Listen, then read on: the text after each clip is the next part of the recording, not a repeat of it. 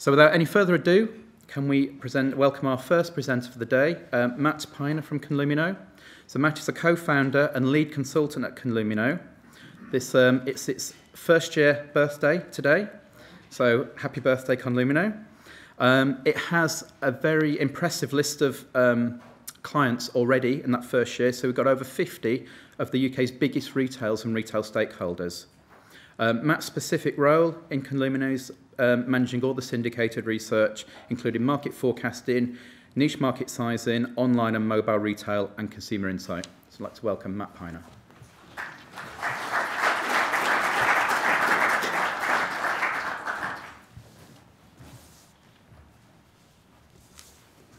Thank you very much, Michael. And don't feel like you have to sing happy birthday or anything. It's all right, I'll go out and celebrate later. So, multi-channel retail. This is the agenda of what I'm going to be speaking about this morning.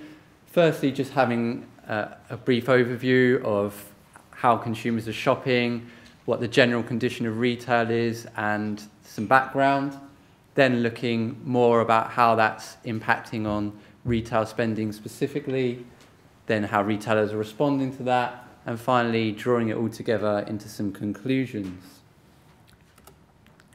So to begin with, how we shop. Well, I won't dwell on these numbers too long because I'm sure you're all familiar with them. These are year-on-year GDP figures. I think what I just want to take away from this is just to remind everyone, in case you had forgotten, that it is really tough out there. This isn't a normal situation that we're operating in. We're in the second leg of a double dip. And although we probably are heading back towards recovery and growth, we still got some way to go. The situation we're in is not one we've really been in before, and that's having a big impact on how people are behaving, and it's changing consumer spending, and it's changing retail.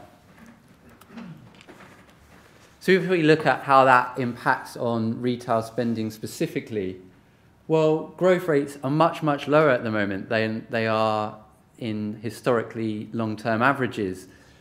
Generally, retail has grown over the last 20, 30 years by around 3 to 5%, but as you can see, the last few years, we're not really getting anywhere near that. And although we are forecasting that things are going to start to improve heading out from next year, a lot of that's actually going to be driven by increases in inflation. And volumes themselves, the amount that people buy, are going to remain under pressure. They're going to remain very anemic. Confidence is staying low. Disposable income remains under pressure. And that's making retail a very tough environment. And it means that retailers have to work a lot harder to get growth than they did do before. One area of retail which has been a bit more promising is online, though. And if you look at this graph here, in the green there you can see the year-on-year, the annual value, sorry, and in the red you can see growth. And yes, although it is slowing down as it reaches maturity, it's still far outperforming wider retail, and it's really a much more successful, much higher growth channel than traditional stores. And also, we're forecasting that there will be a second wave of growth, as you will, heading out into 2017. And that will be driven by a combination of a wider recovery in spending, but also new technology and so on, facilitating that second wave of growth. So how significant is online in overall terms? Well, in 2010, it sat at just over 8% of spend, which is quite a significant amount in itself, particularly if you then think about the impact that online has, not just in terms of spending as a means to an end, but also allowing consumers to research and influencing their behaviour and their purchasing in stores. But then if we forecast that out to 2020, we can see it's going to be an even more significant channel, with more than 20p in every pound spent on retail actually directly going through online. So that starts to be a pretty major part of overall retail spending, and something that retailers really can't afford to ignore, not that they can at the moment either. Now, within that kind of top line number, really, there is quite big disparity between different categories, different sectors, and different areas of retail. This is the proportion of each of these different categories that is spent online currently. And you can see it ranges from quite low on the left there for things like health and beauty and food to really quite high for things like books and music. And that's a reflection of the different characteristics of those different products and how people shop for them. So if we look at something like books and music, which are very homogeneous, quite easy to research and compare online, and quite well suited to delivery as well, whether that's by post or digitally, then penetration is very high. For things like health and beauty and food, where characteristics such as touch and smell and feel are much more important, then penetration is much lower.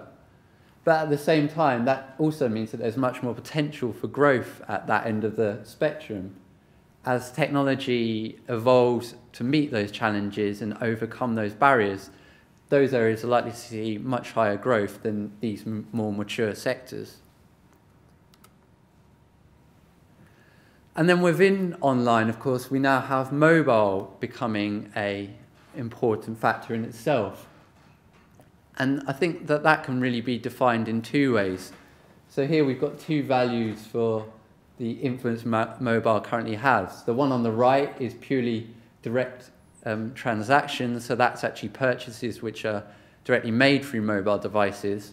And then on the left, we have the slightly more subjective influence value. So that also includes purchases, but it also includes things where mobile is used to research purchases and influences a purchase, which may then be made in stores or elsewhere. Now, at well over 1 billion, those are quite significant values, but in overall retail terms, that's still quite small. It's only less than 1% of the overall retail picture. But if we look ahead to 2020, that's going to grow considerably. Sales is going to increase to almost 15 billion. And we're forecasting that the influence value is going to increase by even more than that, by almost 20 times up to just under 40 billion. So that's really going to have a significant impact on people's behaviour and overall retail and how they're spending.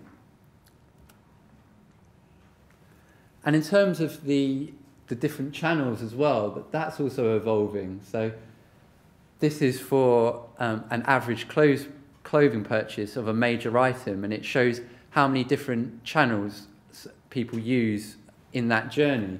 So if we look back at 2002, we can see that it's typically 2 or 3, and that would be a combination of stores, of catalogues, and also online was beginning in its infancy then, and was started to be used as a research tool.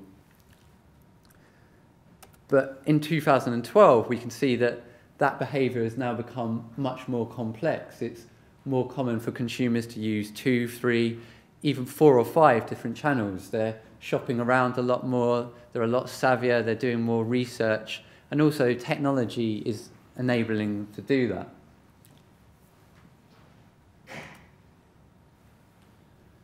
So if we look at how that's impacting on purchase behaviour and the length of purchase, well, back in 2002, the average time spent purchasing an item of clothing was 83 minutes, spread out over half a day, with most of that time devoted to a combination of browsing and research. Now, the common misconception is that technology would be shortening that process, making it easier and making it shorter. But that's not actually the case. It's actually made it much longer, much more drawn out process. And now the average time spent is up to 111 minutes and spread out over more than 3 days, with a lot of that time added on the browsing and research side. But there's also a much bigger gap between purchase and collection, and that's a factor driven by online and online delivery and people having to wait to have the item and not just going into stores straight away to be able to pick it up as they traditionally would have. So how is all this impacting on the retail sector? Well, this graph shows the change in year-on-year price rates and inflation, with the top line showing all of retail and the bottom one showing online. And really, just the thing to take away from that is that online is much more price competitive, that prices are generally much lower than in stores. And that presents a real challenge for retailers to how they mitigate and cope with that. Do they drop prices in stores, or do they look to add value and so on in other ways?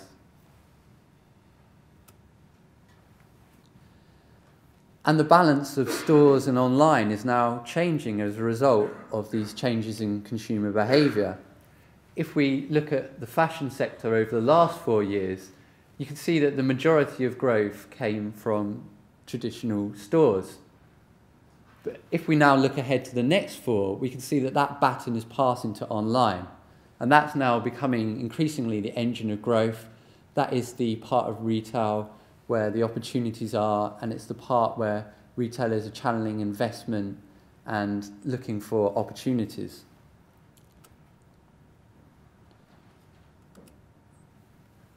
So in terms of what that means for the dynamics of a sector like fashion, well, overall, we're forecasting growth of over 15% for the sector up until 2015. But if we then strip online growth out of that equation, it doesn't look quite so healthy at 7%. And if we then take inflation out of that as well and just look at volumes and growth in real terms, it's even lower still at just under 5%. Now that might not sound too bad, it's still an increase, and it still means the sector is almost 5% bigger than it was 4 years previously. But when we offset that against the growth in physical costs, we can see there's an imbalance there. And what that gap does is start to eat into margins. It makes some stores less profitable, it makes some stores that were profitable, drives them into being loss-making, and that means that retailers have to think about their role of their space much more. And in terms of how that's going to impact in headline numbers, it's going to mean a fallout in space. It's going to mean retailers closing some of those loss-making outlets. It's going to mean weaker businesses shutting down altogether. And it's going to mean a fallout in some of that secondary weaker space. So how are retailers adapting and responding to that? Well, firstly, I think the role of stores is really now changing. Whereas they once were the be-all and end-all and where people went to research as well as purchase, they're now becoming much more of a tool for inspiring customers. Just because people are visiting a store now, they're not necessarily going in with the intention of buying. So that means that retailers have to engage them and build a relationship with them so that when that customer does come to make a purchase, the retailer is front of mind for that item or for whatever else it may be. And they're having to adapt to a changing role of online as well. 10 years ago, it was very much a research tool. But now, as we saw earlier, it's becoming a powerful transactional channel in its own right. And so retailers are having to invest more in that, in marketing, in delivery options, and in the logistics of online itself.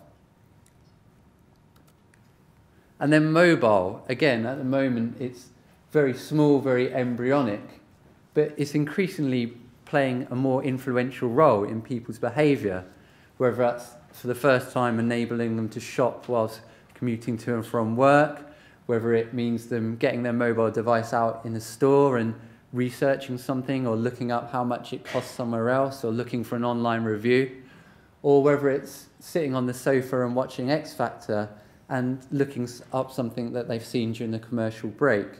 It's really changing overall behaviour and retailers are having to adapt.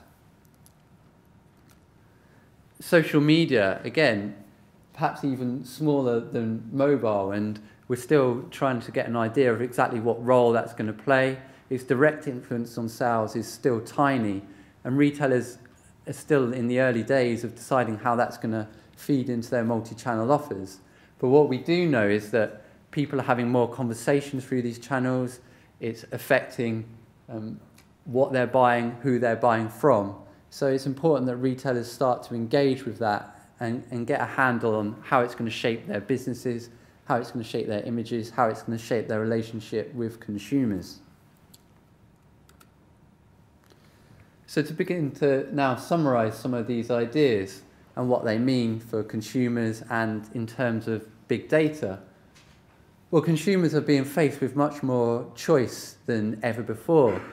They have a lot more channels through which to shop, and it's a much more competitive environment as well. They're being bombarded with a lot more messages around price and different offers and so on. And there's a lot more moving parts coming into the equation. But at the same time, shoppers are busier than ever, and they want a simpler, clearer, more engaging process. So retailers are having to look at different ways to make that process more seamless, to present a united front, to present something clearer to shoppers so that that process is easier and more engaging for them. And that's where data starts to come in, so that they can track behavior across all these different areas and tailor and adapt and personalize something that's really quite meaningful. So to give an example, Tesco with the club card, the first time that you shop online and you put in your club card data, it straight away brings up your favorites and some recommended items from what you've been buying in stores. And that's something that shoppers respond to really well. It makes the process easier. That makes them more likely to engage with Tesco and come back and make additional purchases. So to now bring that in together into some final conclusions. Well, the role of stores is changing. No longer are hundreds and hundreds of outlets needed for national coverage, and it's becoming much more about having big flagship outlets in large catchment areas and then infilling that with smaller flexible formats. So if we look at what John Lewis is doing with the department stores in the big dense catchment areas and then filling that in now with at-home stores and new smaller flexible formats such as opening in Exeter this Friday, I think that's much more representative of the way that store portfolios are going. And then that offer is obviously infilled and complemented by online, which enables you to reach areas and extend those catchment areas beyond the stores themselves. And again, it's then about integrating those different channels and presenting something that's just logical and clear to the consumer. So if we look at what Sainsbury's is doing now, beginning to roll out click and collect to its local stores, I think that's a really sensible move, because if you're a shopper and you buy something online from Sainsbury's, you don't see the difference between being able to pick it up from a superstore or a convenience store. There may be challenges there logistically around storage and around the distribution network, but customers don't see it that way. And if you can make something that's easy, that's logical, that makes it easy for them to spend money, then you're going to have much more luck at retaining loyalty.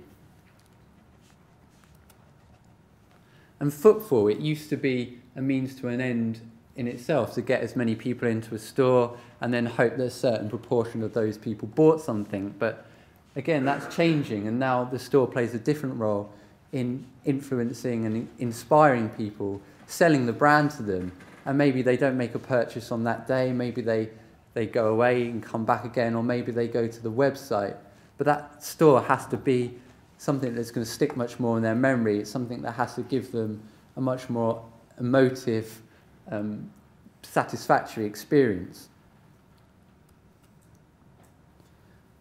And that ties into preventing disintermediation. With more people shopping online and through other channels, I think there are less opportunities to personally engage, to provide people with visual cues, and to kind of control and direct their behaviour in the same way as in before, when it was all just kind of happening under one roof.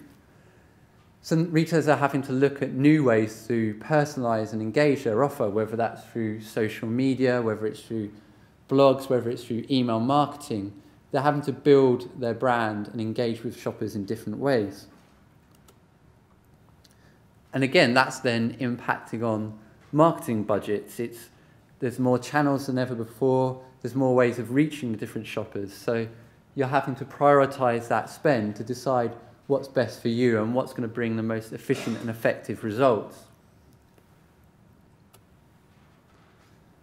And then the price transparency issue, that difference between online, seen as a very value-driven, price-competitive arena, means that stores have to compete in a different way.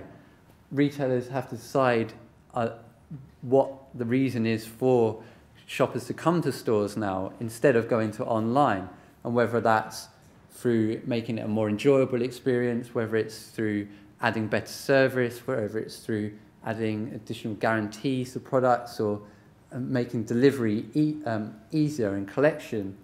They need to be clear in their own minds what the reasons are that people should still be coming to those stores, because if they don't know it, then they can't really expect their customers to.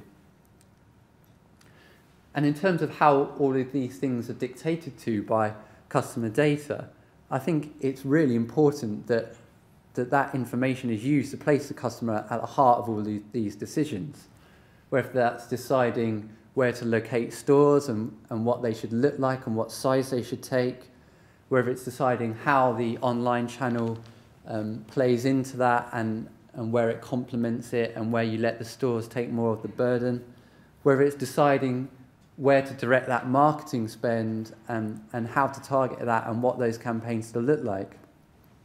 Customer data is really important for directing all of that kind of strategy and all of those actions. And that's kind of the note I want to finish on, really, that although technology is changing all of these things, I think the one fundamental truth that hasn't changed is that the retailers that place the customer at their heart of the offer and best meet the customer needs, that's a fact that remains true. It has been in the past. The most successful retailers are the ones that have done that. And that's going to remain true for the present and into the future. And the only difference really is how technology is kind of enabling and changing that process and changing how retailers conceive and enact those strategies. And on that note, I'd like to finish. Thank you very much for listening. Thank you.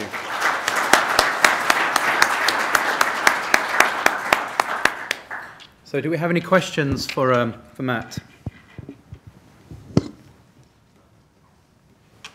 Martin, over at the back.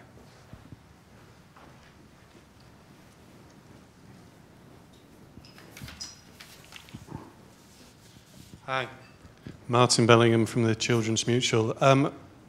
The world, as you said, is sort of moving quite dynamically on the channel basis, and it's interesting to see online retailers moving into the high street and with physical presence, not something you would have necessarily thought a few years ago. I'd be interested on your thoughts about the elasticity of some of this consumer demand driven by a couple of sort of social changes. One is pop-up shops, which are going to give some flexible options out there on the high street going forward.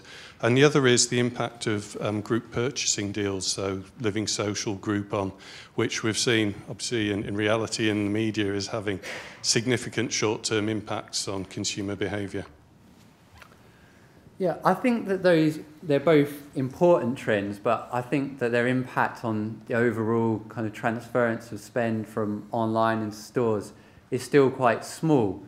I think the move onto the high streets is definitely a more interesting and significant one than the kind of couponing trend, because I think that one of the barriers so far to online, and particularly a lot of those sectors with lower penetration, does remain delivery, because we've moved forward 10 years now, websites are a lot better. I think there's the use of information to kind of optimize websites and make that process as easy as possible has really come along. But I think if we look at delivery, I think that does really continue to lag.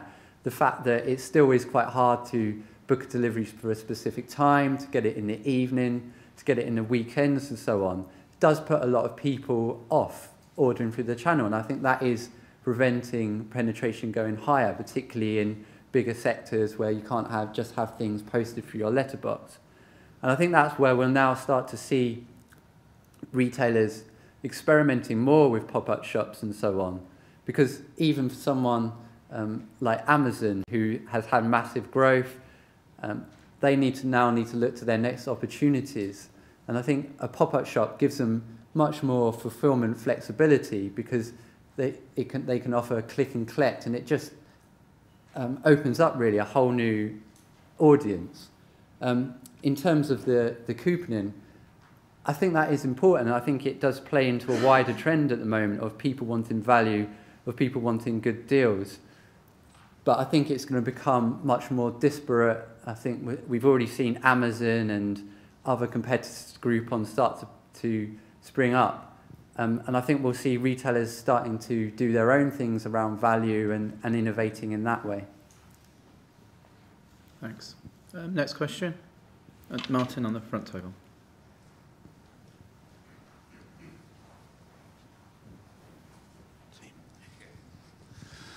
Martin Callingham. I wonder whether you have any thoughts or even information about home working, people working from home. Because it seems to me that neighbourhood shopping parades have had calamitous time over the last 20 years or so, and were created probably for housewives who were people staying at home. And if more people are going to be working at home, and I have no idea what those trends would be, then it would open the possibility of neighbourhood shopping parades transforming themselves into something valuable again. For example, you could have a pick-up shop where online deliveries delivered to that common shop, just to pick an idea at random. So have you any thoughts on home workers and what that's likely to do to retailing? Yeah, I think that is quite a good point, and I think that home working is something that we're seeing increase, and I think that does buy into a more general trend now of a polarization. So I think neighborhood and local stores and top-up shopping is a natural kind of complement really to online, because I think what we're seeing now with shopper behavior is bigger online shops, bigger shops at out-of-town supermarkets, but then they want to top-up shop as well, and that's where these smaller local stores fit in quite well. And that's why we're now, if we look at some of the bigger, really big retail names like Tesco, Sainsbury's, Asda, so on, they're pulling away from the kind of relentless space expansion and the bigger stores to really focus on growing those convenience-led, those smaller outlets. And I think that the area that's going to suffer in all this will be the high street, because I think the role of that traditionally was the focal point of life. It was where people would go to work. It is where people go to shop. Now, all of those different aspects are gradually being eroded. You're having more people working from home, working from out-of-town offices, going to shop on retail parks where they can now do a full shop at the supermarket, or increasingly through more specialist outlets, so sports shops, clothing shops, and furthermore. And then they have online as well. So I think that the high street is the area getting squeezed, and convenience out of town and online are the areas kind of benefiting at its expense. We've got time for one more question. Anybody got a burning question out there?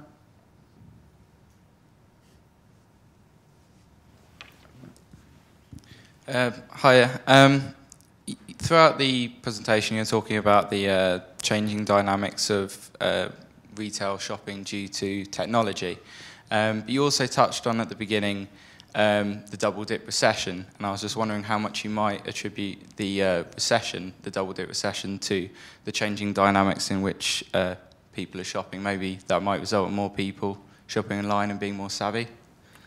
Just one of your thoughts. Yeah, I think that is very true. I think if we look at that price factor, I think that has really been a big catalyst in driving more people online, because it does make it easier to compare prices. It's somewhere where price is much more visible and much more transparent, and it's that ability to save money that has driven a lot more people. And I think although the general trends were already there, it has sped them up. And I think that does tie back to what I was saying with the issues around delivery and so on. I think so far online has kind of been an easy growth channel in a way because of the fact that consumers have really bought into it, really engaged with it, really been looking for value. Now that kind of wave of growth is starting to slow down, and it is going to become more about improving delivery, improving the experience itself to maintain that growth and to keep it outperforming as it has done in the past. Thank you. If anybody has any other questions for Matt, will you be here for the rest of the day? I'll be here for the first break. Okay, so you can maybe catch him while he gets a quick coffee before he disappears. So thanks once again, Matt, for a very interesting presentation. Thank you.